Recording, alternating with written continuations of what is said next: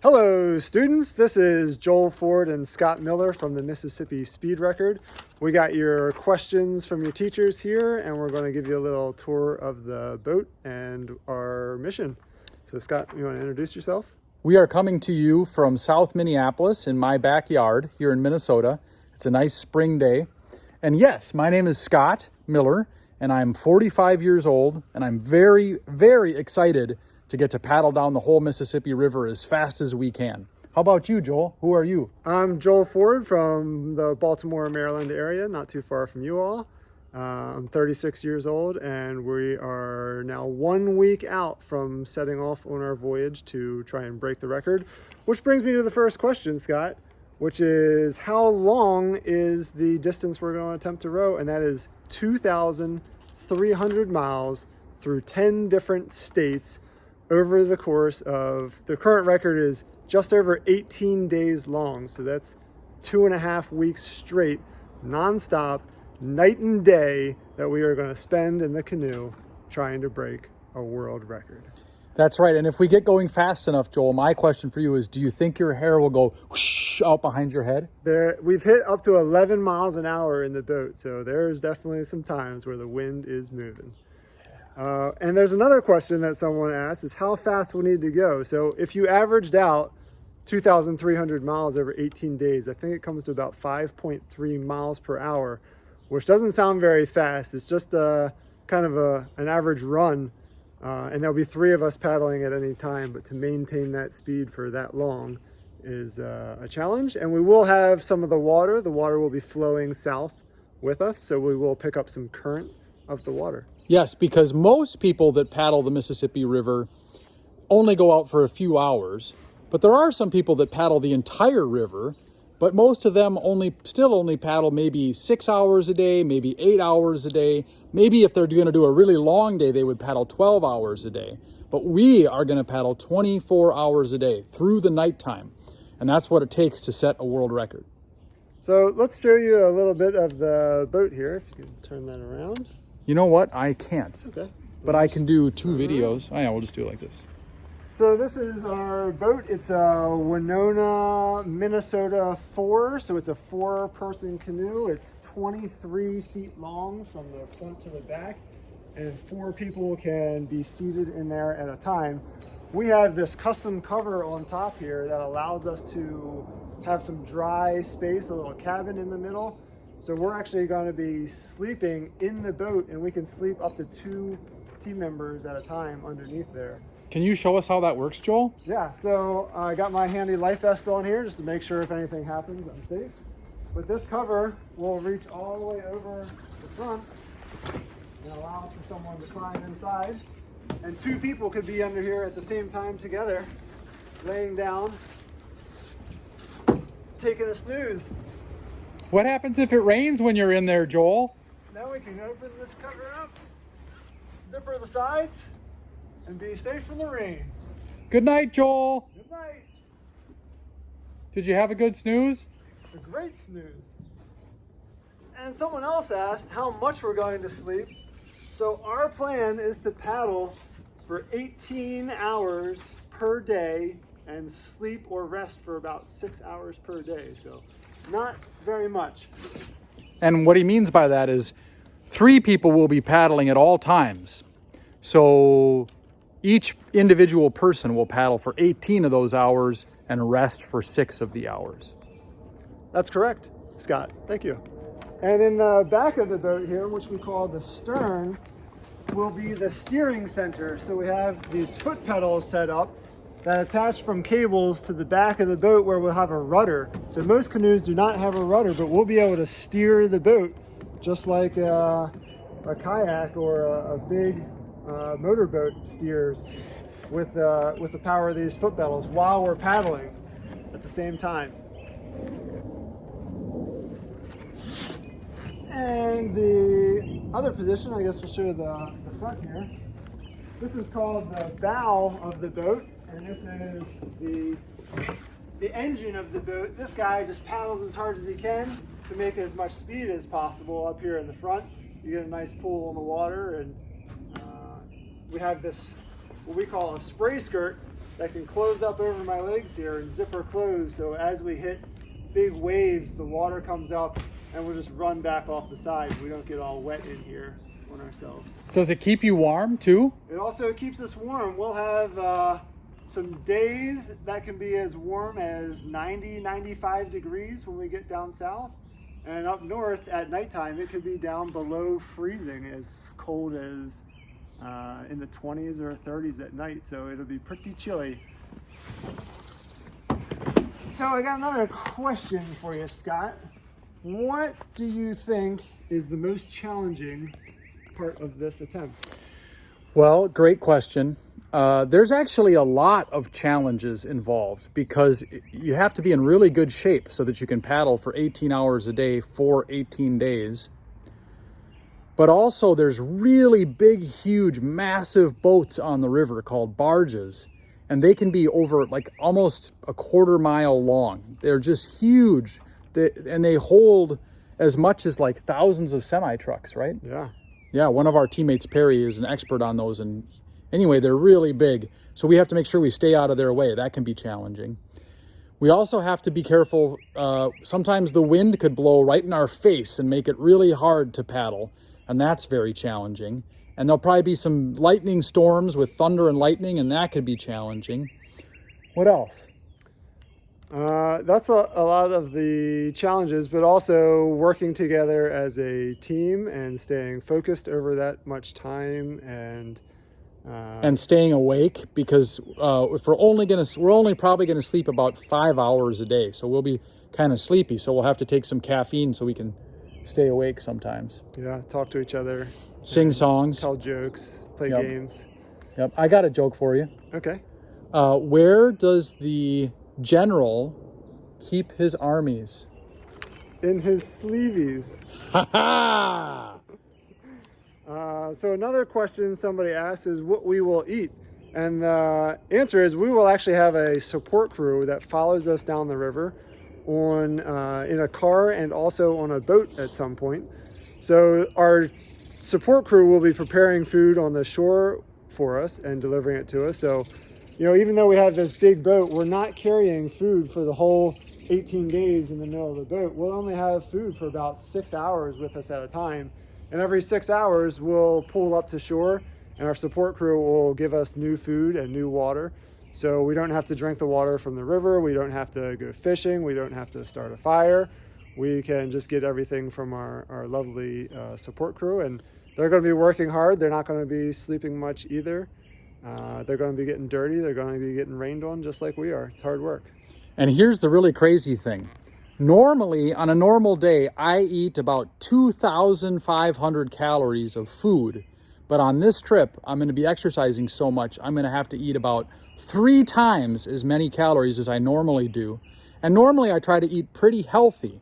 But because I'm going to be exercising so much, I'll probably get to eat stuff like chocolate and peanut butter and candy bars and shakes, protein shakes, and all kinds of stuff, because the priority is to just get enough calories in. Yeah.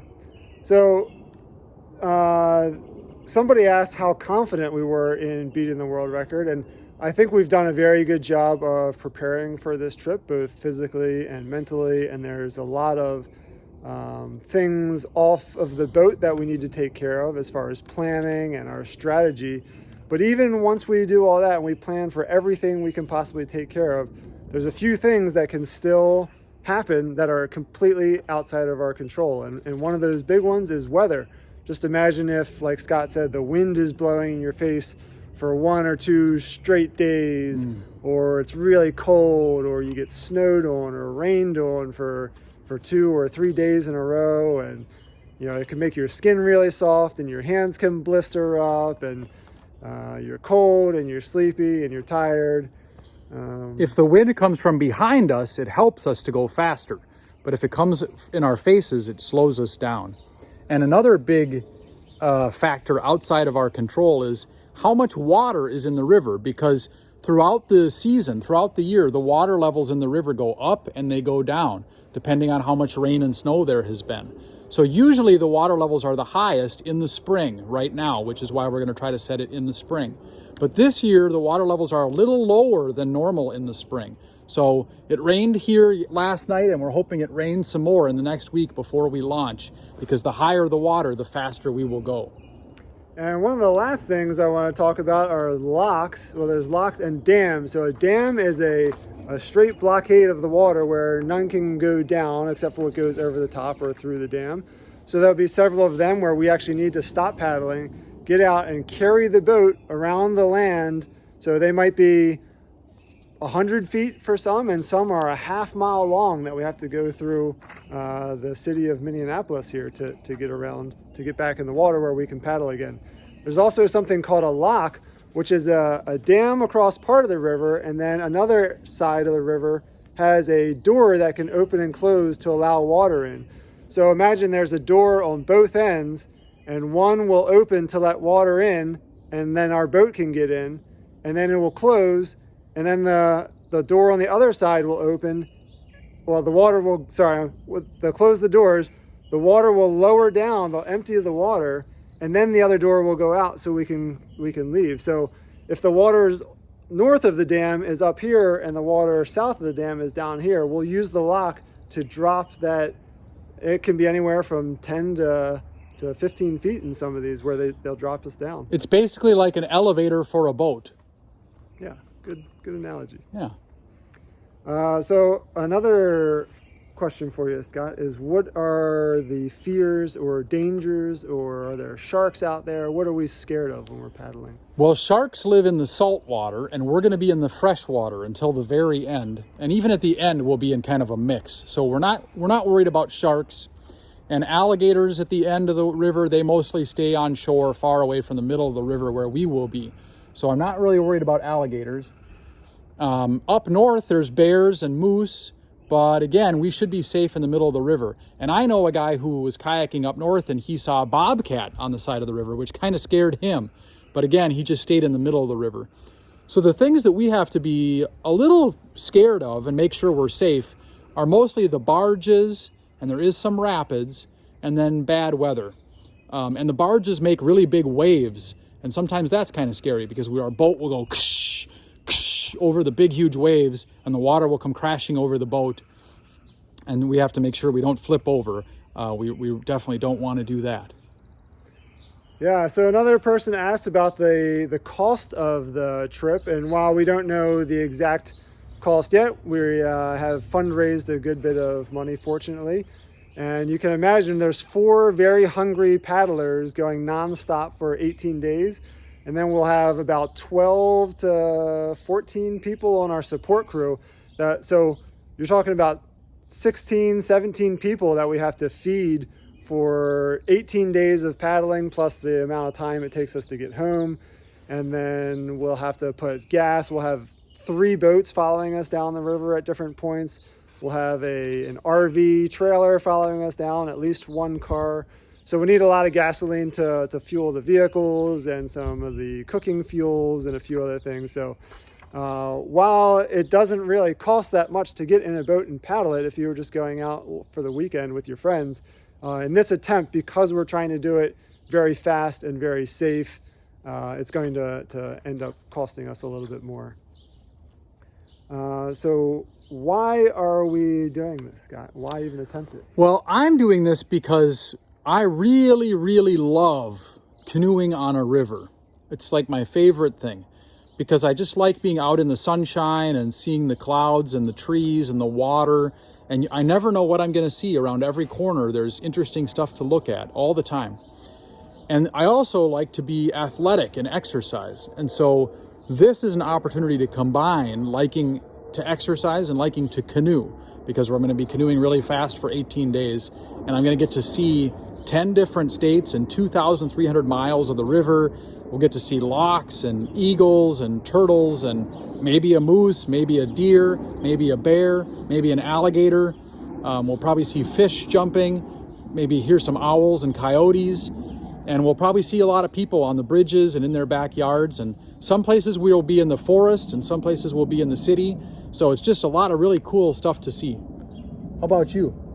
Yeah, I'm doing it for the adventure, just something to get out of the house and explore and go somewhere I've never been, a good excuse to travel. And it's also a good challenge. You know, sometimes I feel like a lot of stuff is too easy these days. We have dishwashers at home, we have laundry machines, we have buses that take us everywhere.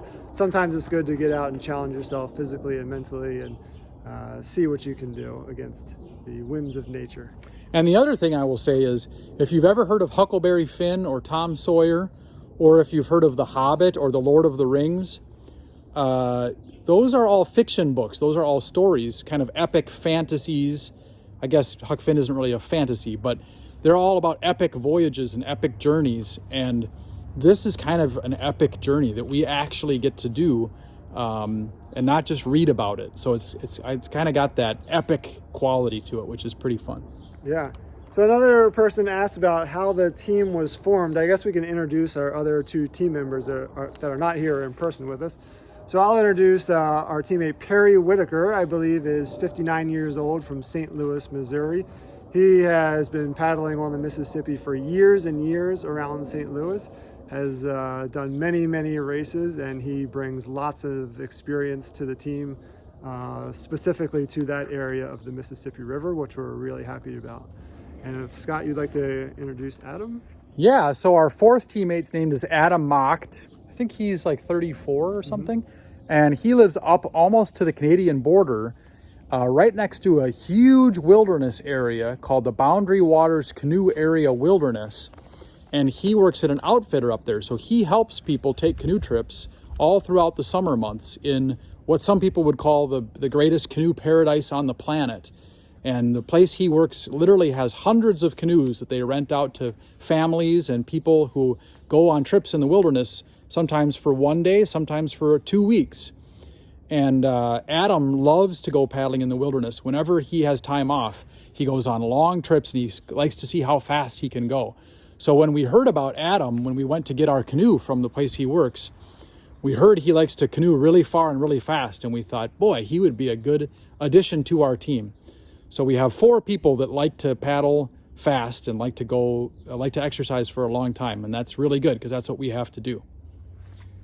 Someone else had asked about clothing, and while we're just wearing regular clothes right now, when we're actually paddling, we'll be wearing some really warm clothes when we start: long sleeves, long pants, big waterproof shoes, warm hats. And then as we get further down, we'll be wearing lighter and lighter clothing. It's important to protect yourself from the sun. You can get a lot of sunburn, so we'll be wearing sunscreen.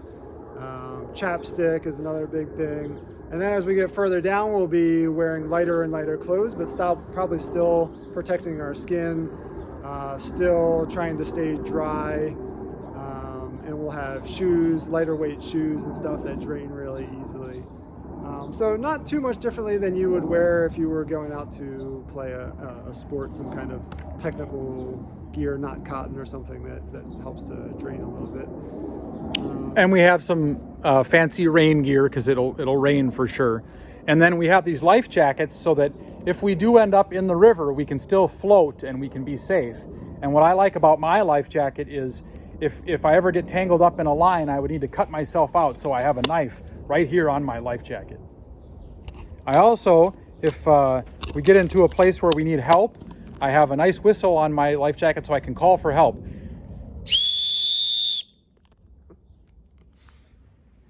So somebody else had asked about emergency protocol. Scott just touched on some of that. We have the whistle and the knife and our life jackets, but we also have the support crew that's going to be with us on shore. We'll have some cell phones with us in the boat. We have a GPS, which is a global positioning system, I believe. So that will tell our support crew exactly where we are, and it also has an emergency button on there if we did have an emergency and we tip the canoe and we have to swim to shore or something and we need life-threatening help. We'll be able to get it in a timely fashion, hopefully. Somebody asked about paddling at night, and for what we're doing, it's really not that different than paddling during the day. We typically do not use lights. There's enough light from the sun and the stars that once our eyes adjust, it's actually easier just to paddle in the nighttime than it is to have a light on where all you can see is that little point of light in the ground. You don't get to see all the peripheral vision. So we have a strong, powerful spotlight with us. There are rocks and there are rapids and things that we'll need to see, and things on shore that we might want to see. But for the most part, we just keep paddling, whether it's night and day. And it's nice at nighttime that you get a change of pace, although you get really sleepy. Sometimes when it's hot weather, it's actually colder at night, so you get some relief from the heat. And speaking of safety things and nighttime paddling, we do have some lights on all the time. We have what's called navigation lights. And so on the very front of our canoe, we have a light that is red on the left side and green on the right side. And then we have a white light in the back of our canoe. And those aren't so that we can see. They don't help us to see, but they help other boats to be able to see us. So, yeah. And you mentioned some of the wildlife earlier. I think maybe during the training trips, we have seen all kinds of birds. We've seen bald eagles, we've seen great blue herons, we've seen raccoons, Swans, trumpeter swans, Canada geese, and we've seen muskrats and beavers. Beavers, yeah, you'll hear the beavers stick their tail up and smack the water, makes a really loud noise. Sometimes they do that in the middle of the night right by your canoe, and it can be kind of surprising. And we go through a lot of places where there's humans on the shore, but also farm animals. We see cows, we've seen deer, horses. Seen, horses and pigs and things like that, just regular farm animals. Someone had asked if we will learn any new languages, and while we will be everyone on our team and our support crew speaks English, so we'll be speaking English as the primary language, but we have her learn some marine terms, like terms specific to paddling on the water, like the lock I described earlier, or the dam, or the barges and things. So there's certain terminology that people use to describe some of these things on the water around here that we've had to learn. And we'll have a radio that we can communicate with the barges and the locks with. So it's helpful to use that local terminology when talking to those people. That makes them understand better. I thought of one more animal that we'll probably see that's one of my favorites. It's called a loon, and it makes a really cool noise. And we heard it on our last training trip. And sometimes in the middle of the night, you'll hear them calling from miles away. I can't do a very good loon call, but it's kind of like this. Ooh. It's really cool. All right, and then I think that pretty much sums it up. This has been wonderful to chat with you all. We will send a link to your teachers with live tracking so you can follow us go down the river. And thank you very much for supporting our team, and we look forward to your support. Thank you. Thank you.